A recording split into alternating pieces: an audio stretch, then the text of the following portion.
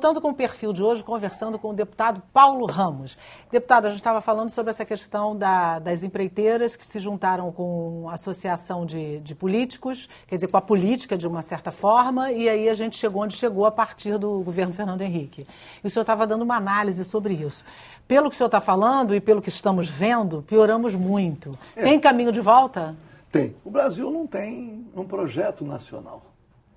Quer dizer, a desnacionalização, a partir da visão liberal, assim, o Estado mínimo, ou Estado nenhum.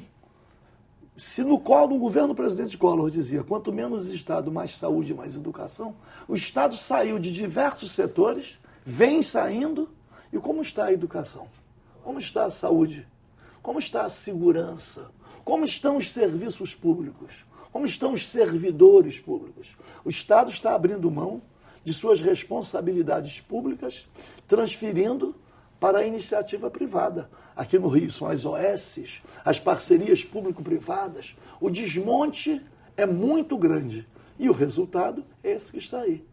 Quer dizer, figuras as mais representativas da República, partidos políticos, os mais credenciados, vendo a sua sigla investigada.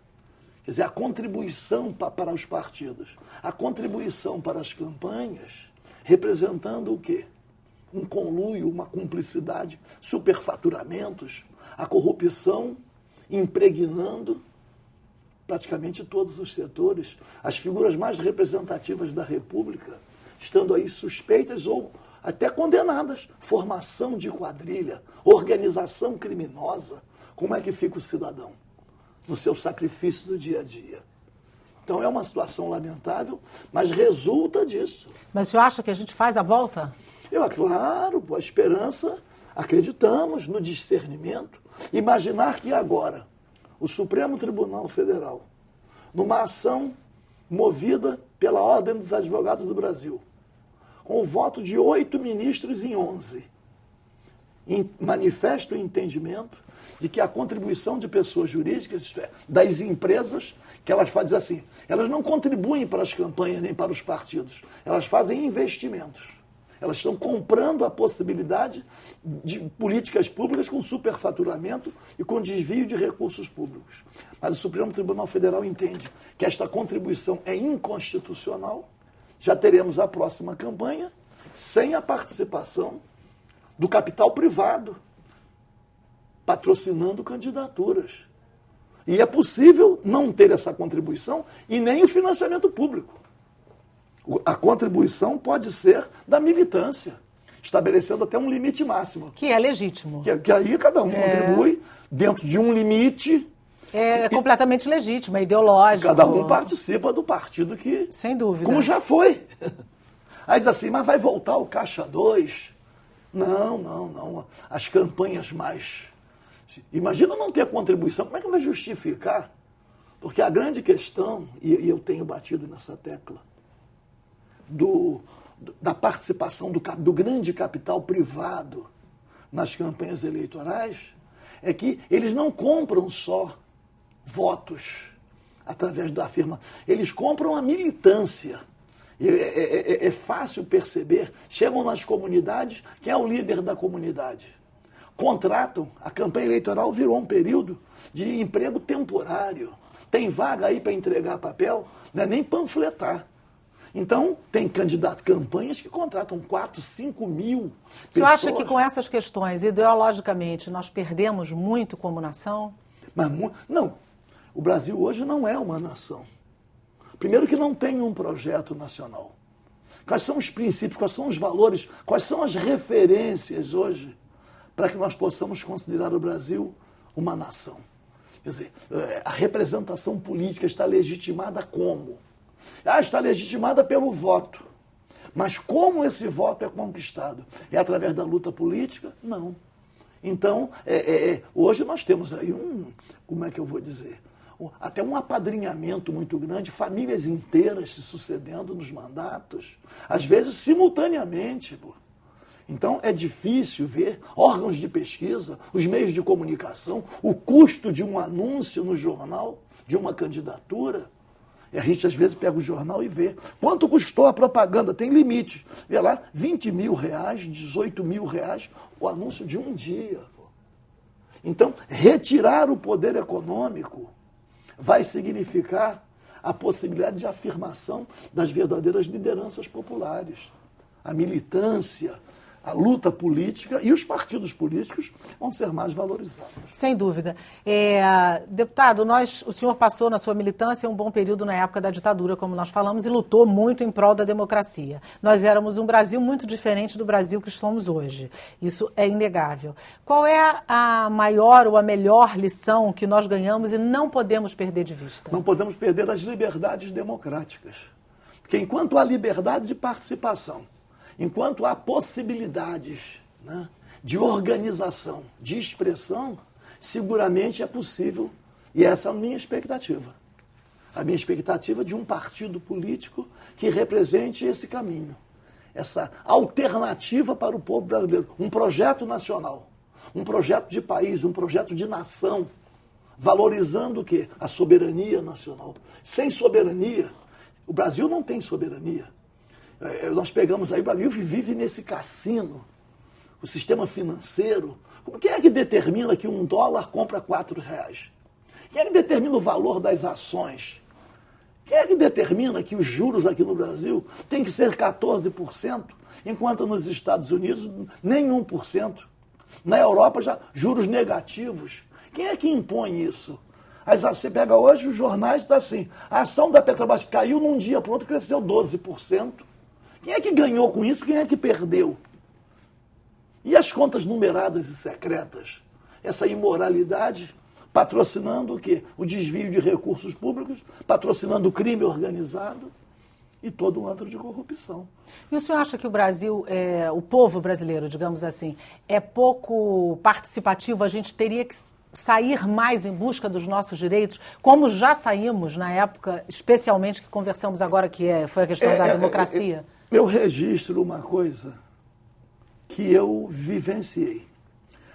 A Constituição foi elaborada em 87 e 88 com a participação efetiva de setores organizados. Nós recebíamos no Congresso Nacional diariamente mais de 12 mil pessoas. Não pessoas, grupos que iam lá para pressionar em função das suas reivindicações. As entidades sindicais, uma pressão muito grande. Depois de promulgada a Constituição, houve um esvaziamento, dando a impressão assim, já cumprimos com o nosso dever, a Constituição agora vai ser cumprida. Não foi. A Constituição já passou por mais de 100 emendas. Hoje é uma caricatura, praticamente, do que foi a Constituição de 5 de outubro de 88. Mas ainda preservando, obviamente, que houve avanços. Os principais avanços, as liberdades democráticas, os direitos dos trabalhadores, como cláusulas pétreas, Estatuto da Criança, Estatuto do Adolescente, nós temos aí... Nós caminhamos, de certa forma caminhamos. Mas caminhamos de uma forma interessante. Na ditadura, havia mobilização para enfrentamento. A questão do enfrentamento é que eu acho que recuou de certa forma. Na democracia, a participação passou a ser menos efetiva, menos sentida. Foi mais pulverizada. Agora, obviamente que a desilusão é muito grande. A desilusão com a política, com a representação política. Não é? Eu não posso deixar de criticar aqueles que, quando não estavam no poder, tinham um discurso, um compromisso, e depois que chegaram ao poder, trocaram completamente de lado. Quando eu vejo agora, né? Porque a presidente Dilma, na campanha, disse uma coisa e fez outra. Todos fazem isso, praticamente, desses últimos anos. Eu me lembro que o presidente Fernando Henrique disse, rasguem tudo que eu escrevi. O que ele quis dizer com isso? Se ele teve uma trajetória na chamada esquerda, no campo progressista, como é que ele, depois que assume a presidência da República, ele diz, rasguem tudo que eu escrevi, verificar figuras, né, como o presidente Lula? Na verdade, políticas públicas compensatórias, Bolsa Família, claro que são coisas importantes, mas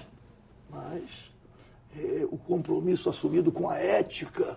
Mas falta enfrentamento do povo sob sua análise? Porque hoje a mobilização se dá através da internet, quer dizer, sem a presença do povo. Estamos recolhendo assinaturas pela internet. Não.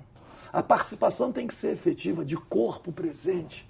Os setores organizados têm que mobilizar.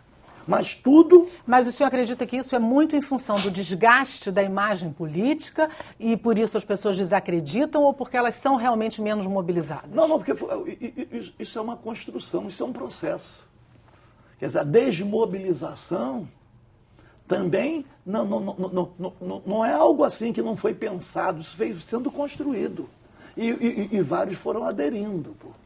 Alguns que tinham compromisso com a mobilização da sociedade foram se distanciando disso, por interesses os mais diversos. Mas eu acredito num projeto nacional, eu acredito no surgimento de uma alternativa, de um partido político. Eu estou no PSOL.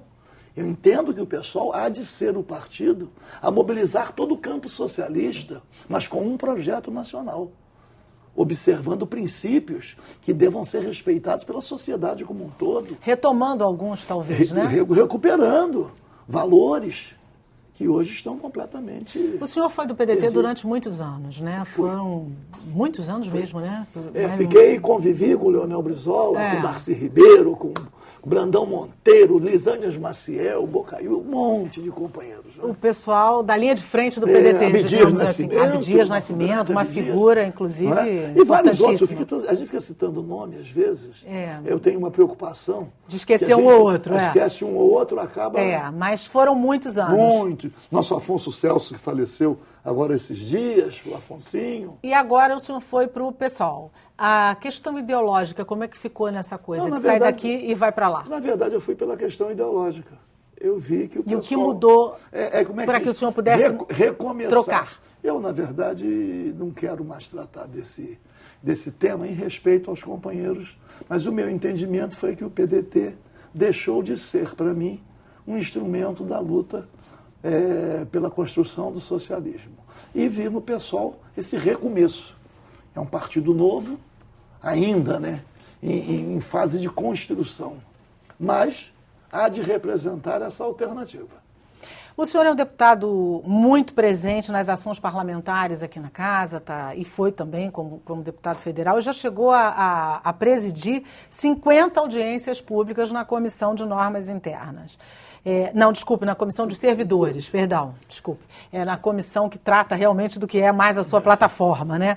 Qual é a eficiência prática das audiências públicas? O senhor acha que é um instrumento que, de fato, contribui de forma eficiente e prática para o cidadão? Eu penso que a audiência pública é um dos grandes instrumentos do mandato. Eu presidi a Comissão de Servidores há muitos anos, presido a Comissão do Trabalho e entendo que a audiência pública mobiliza, ajuda a mobilizar, permite à população, aos setores organizados, das categorias profissionais envolvidas, quer dizer, fazer da Assembleia Legislativa um instrumento. Mobiliza para a Assembleia ser pressionada, dá sentido, estabelece essa ligação, esse elo entre a Assembleia Legislativa e a população. Acredito mesmo em audiência pública. O senhor tem visto resultados? Vejo resultados, vários. Porque, na verdade, eu às vezes brinco dizendo assim, tudo aquilo que é conquistado é menos valorizado do que aquilo que não é conquistado. Até porque é um massacre muito grande. Pegar o servidor público. É lamentável ver o que acontece com o servidor público no Rio de Janeiro, pô. Os trabalhadores. Eu luto aqui na Comissão de Trabalho para que o piso regional de salário seja piso. Que o nome é piso. Piso regional de salário. Já é pouco. Mas vários sindicatos fragilizados, o setor patronal oferece e fixa um salário abaixo do piso. Então, como é que a lei se chama do piso? Venho travando essa luta há algum tempo. Já consegui um avanço.